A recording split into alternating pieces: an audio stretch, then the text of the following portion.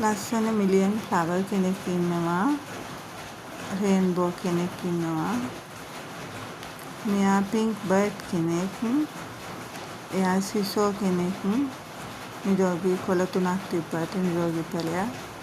එයා ඇන්තදීසියා ග්‍රීන් එකක්. එයා පර්පල් සීඩ් එකක්. මෙයා සීඩ් එකක්. මෙයා පර්පල් ජෝලි. මෙයා මිස්ටික් රෙඩ් එකක්.